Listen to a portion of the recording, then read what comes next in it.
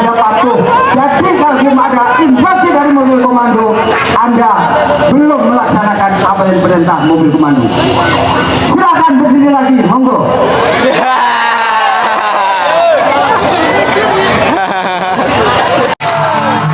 Aksi demonstrasi bertajuk 1 tahun membongkar ijazah palsu Jokowi digelar di depan gedung DPR MPR RI Senayan, Jakarta.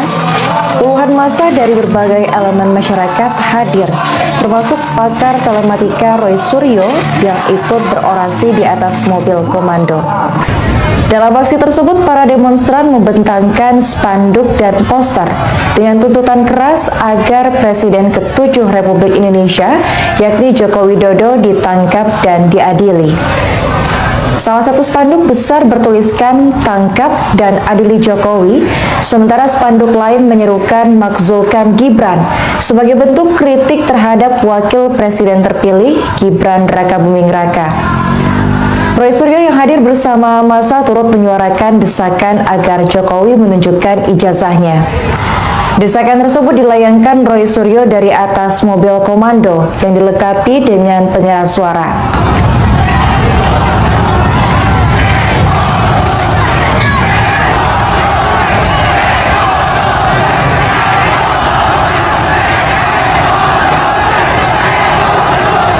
Ijazah sudah berkali-kali katanya dikoreksi, katanya diverifikasi ketika menjadi wali kota 2 kali, menjadi gubernur.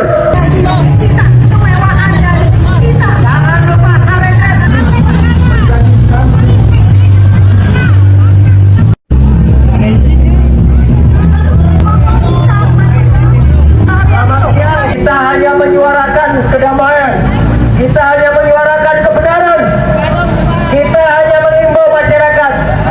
Jadi kalian ini bukan dari perwakilan rakyat kalau begitu, dari perwakilan kepentingan yang membawa kalian kaya.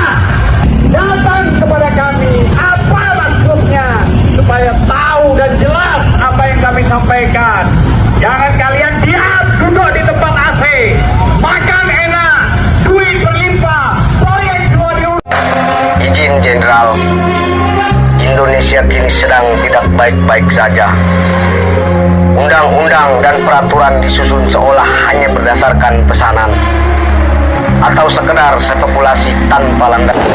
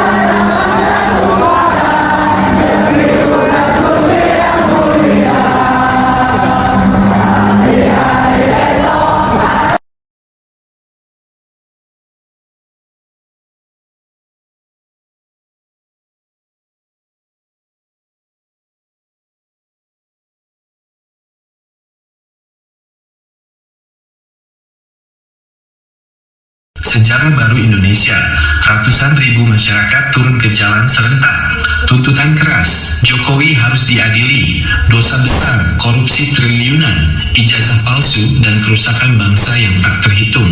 Lautan manusia, suara satu hati. Assalamualaikum warahmatullahi wabarakatuh. Selamat pagi, selamat siang, dan selamat mendengar seluruh rakyat Indonesia dimanapun Anda berada. Hari ini hari yang sangat bersejarah, hari di mana rakyat Indonesia bersatu menjadi satu suara. Langit di Jakarta, di Surabaya, di Medan, di Makassar, di Semarang, dan di puluhan kota besar lainnya berubah warna. Jalan-jalan utama tertutup rapat oleh lautan manusia. Diperkirakan jumlahnya tidak kurang dari 500.000 orang yang bergerak serentak. Mereka datang bukan disuruh, bukan dibayar. Mereka datang atas kemauan sendiri, membawa rasa kecewa, marah, dan harapan agar keadilan ditegakkan di negeri ini. Dari anak muda sampai orang tua, dari petani sampai guru, dari buruh sampai mahasiswa, semuanya berkumpul. Di tangan mereka ribuan spanduk, kertas tulisan, dan poster besar tertulis, Jokowi harus diadili, tidak ada ampun, kembalikan uang negara, 8.000 triliun, ijazah palsu, jabatan batal, rakyat susah, keluarganya kaya raya, 10 tahun kerusakan harus pertanggungjawaban. Suara teriakan mereka bergema sangat keras, memecah langit. Adili, adili, adili. Mengapa sampai sebanyak ini orang turun jalan? Apa kesalahan besar apa yang sudah diperbuat sehingga rakyat marah besar begini? Selama 10 tahun pemerintahan sebelumnya, banyak janji manis yang diucapkan. Janji kemakmuran, janji kerja keras, janji kesejahteraan. Tapi apa yang terjadi di kenyataan? Rakyat makin berat hidupnya, harga barang makin mahal, utang negara menumpuk, sementara kekayaan pribadi dan keluarga pejabat justru melonjak naik berkali-kali lipat. Hari ini, semua rahasia dibuka, semua kesalahan dibongkar habis. Mari kita bahas semuanya sangat rinci, panjang lebar, selama lebih dari 18 menit ini, agar kita semua paham alasan sebenarnya kenapa rakyat Indonesia akhirnya bangkit menuntut keadilan. Jam 4:10 menit, jam 8:30 menit. Bagaimana mungkin kita tunduk pada aturan orang yang dari awal masuknya saja sudah bohong? Koordinator aksi berpidato di depan ribuan orang. Saudara sekalian, kita sudah punya bukti lengkap, sah, dan ilmiah. Ijazah S1 dari UGM itu palsu. Kertasnya baru diproduksi tahun 2000, padahal tertulis lulus 1985. Tinta yang dipakai belum ada di tahun itu. Nomor NIM milik orang lain. Data baru dimasukkan ke komputer UGM tanggal 14 Mei tahun 2014, tepat sehari setelah dia jadi calon presiden. Ini rekayasa terbesar sepanjang sejarah negara kita. Beliau menambahkan lagi, kalau syarat administrasi saja dibuat-buat, apalagi urusan uang rakyat. Sudah pasti semua diacak-acak. Jabatan presiden selama 10 tahun itu cacat hukum mutlak. Artinya, dia tidak sah memimpin kita. Maka kami tuntut cabut segala gelar, kehormatan, dan hak pensiunnya, dan masukkan ke pengadilan sebagai pembuat dokumen palsu. Massa pun bersorak mendukung. Mereka sadar, negara tidak boleh dibangun di atas kebohongan. Kalau dasarnya saja rusak, bangunannya pasti runtuh. Selain itu, rakyat juga mengingat janji kampanye dulu. Jujur, bersih, bekerja. Faktanya yang terjadi justru sebaliknya.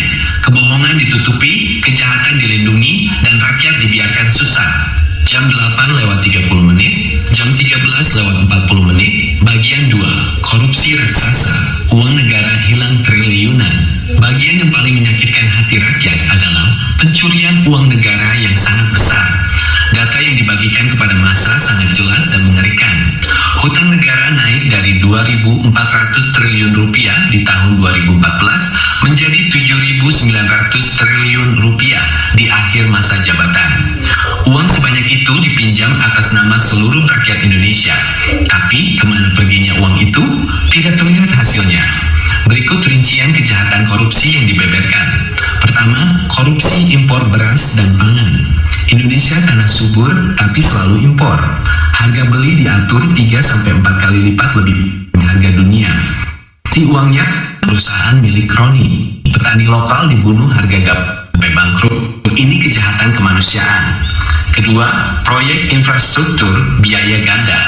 Jalan tol, bendungan, jembatan, pelabuhan, semua dibayar mahal sekali. Contoh, jalan biasa seharusnya 8 miliar, dibayar 38 miliar. Baru dipakai setahun sudah rusak parah. Retak, amblas, tapi kontraktor sudah dibayar lunas. Banyak proyek mangkrak, uangnya hilang. Ketiga, dana bansos dan COVID. Saat rakyat sakit dan susah, triliunan dicairkan. Di laporan tertulis sudah terima semua.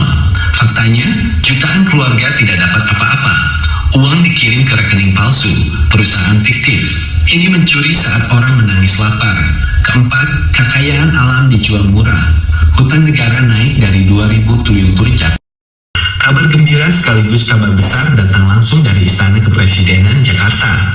Kabar ini langsung menyebar kilat ke seluruh pelosok negeri, dari Sabang sampai Merauke. Setelah mendengar aspirasi besar-besaran dari ratusan ribu rakyat yang turun ke jalan, setelah menerima berkas bukti yang sangat tebal dan kuat, dan setelah mempertimbangkan kepentingan bangsa dan negara, Presiden Republik Indonesia, Bapak Prabowo Subianto, akhirnya mengeluarkan keputusan akhir yang sangat tegas, sangat berani, dan sangat dinanti-nanti. Di hadapan para menteri, pimpinan lembaga negara, dan di hadapan seluruh rakyat Indonesia, Bapak Prabowo berkata lantang dan jelas, "Saya setuju, Joko Widodo harus diperiksa.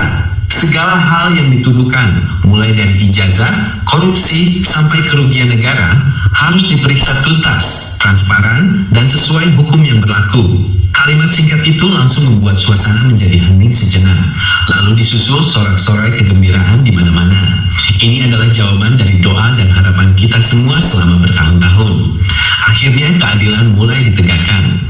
Bagaimana kejadiannya? Apa saja yang disampaikan Pak Prabowo? Dan apa langkah selanjutnya? Mari kita bahas semuanya sangat rinci, lengkap, dan mendalam selama 18 menit ini.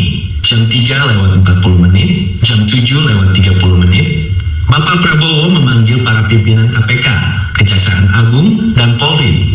Beliau memeriksa kembali semua laporan dan bukti yang sudah diserahkan oleh para pemburu keadilan seperti Ibu Rini Budoyo, Roy Suryo, dan para ahli lainnya. Setelah memahami semuanya, Pak Prabowo pun keluar memberikan pernyataan resmi. Suaranya tegas, mantap, dan berwibawa. Bapak Ibu sekalian dan seluruh rakyat Indonesia yang saya cintai, saya sudah dengar semuanya. Saya sudah baca semua berkas laporannya. Prinsip saya hanya satu, di negara ini tidak ada yang kebebal hukum. Dulu beliau menjabat presiden, sekarang sudah selesai masa jabatannya. Di mata hukum, kita semua sama.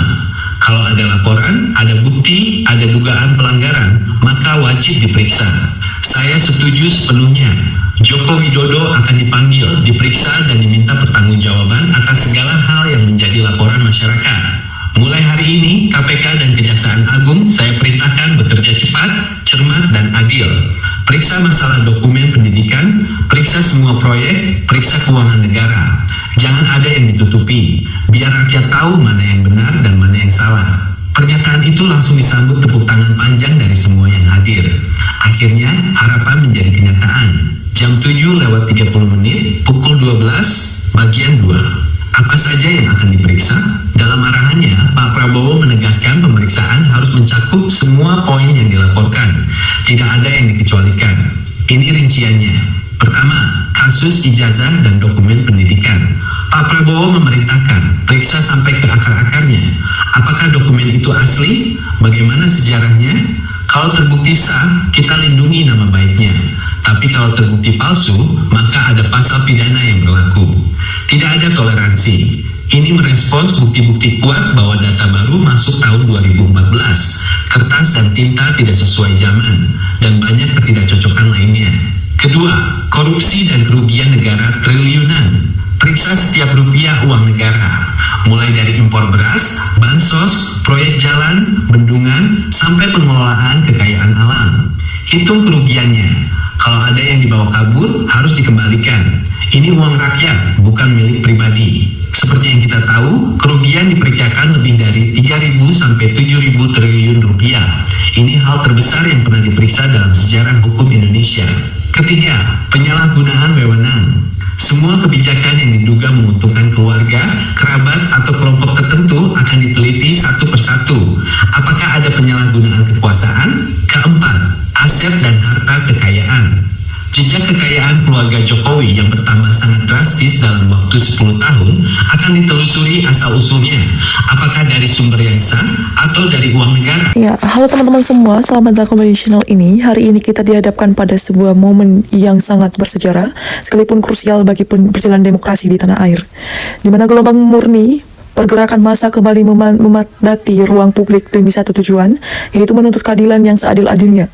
Ribuan masyarakat dari berbagai elemen, mulai dari kalangan mahasiswa, para buruh, praktis hukum, hingga tokoh telematika nasional, berkumpul menjadi lautan manusia di depan gedung DPR MPR RI Jakarta guna dapat menyuarakan keresahan yang selama ini terpendam. Aksi demokrasi berskala besar ini mengusut sebuah agenda utama yang sangat sensitif, yakni membongkar dugaan polemik ijazah palsu milik mantan Presiden Joko Widodo yang dinilai cacat secara administrasi sejak awal pencalonannya. Kehadiran figur publik seperti Roy Suryo yang atas mobil komando mempertegas bahwa gerakan ini tidak main-main, melainkan sebuah desa berbasis data ilmiah yang menuntut transparansi total dari pihak universitas maupun instansi terkait. Atmosfer di lapangan terasa begitu membara karena masyarakat tidak lagi sekarat berorasi, melainkan membawa tumpukan dokumen serta spanduk rasa yang meminta pertanggungjawaban hukum secara mutlak atas apa yang terjadi selama 1 dekade terakhir. Ya teman-teman ahli politik, jika kita melihat lebih dalam pada substansi tuntutan yang digelorakan oleh masa aksi, terdapat 2 poin besar yang menjadi sumbu utama kemarahan publik saat ini. Poin pertama berkaitan erat dengan keabsahan dokumen pendidikan berupa ijazah S1 Universitas Gadjah Mada yang digunakan oleh Joko Widodo saat mendaftar sebagai kepala daerah hingga menjadi presiden. Koordinator lapak membeberkan sejumlah kejanggalan fisik dan digital, mulai dari dugaan ketidaksesuaian jenis kertas, forensik tinta yang hingga sinkron dengan tahun kelulusan yang 1985, hingga kejanggalan waktu input data komputer yang disinyalir baru dimasukkan secara mendadak pertengahan Mei tahun 2014 silam. Bagi para demonstran, bagi para demokrasi, permasalahan administrasi ini bukan perkara sepele, karena jika pondasi awal seseorang pemimpin terbukti secara hukum, maka seluruh produk kebijakan, keputusan, serta undang-undang yang dilahirkan secara 10 tahun masa jabatan dianggap tidak memiliki legitimasi moral yang sah.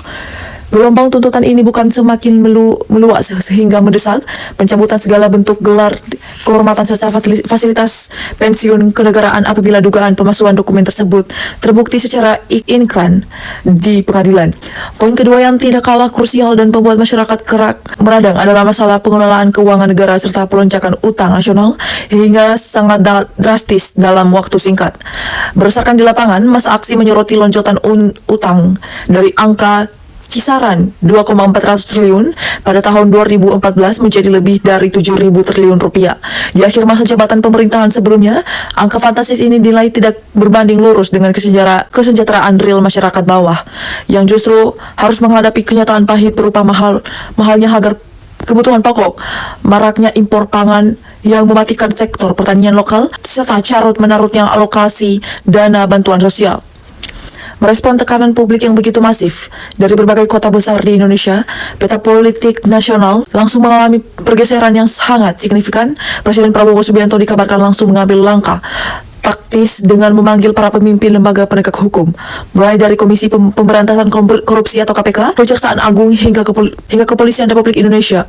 Dalam pernyataan resmi, Presiden menegaskan bahwa dalam koridor hukum negara ini tidak ada satupun individu yang kebal atau berada di atas aturan hukum, hingga beliau memberikan lampu hijau serta pemerintah tegas agar seluruh dugaan penyalahgunaan wewenang, kasus korupsi, infrastruktur hingga polemik ijazah ini diusut secara tuntas, transparan, dan tanpa ada yang ditutupi demi menjaga kepercayaan rakyat terhadap institusi negara.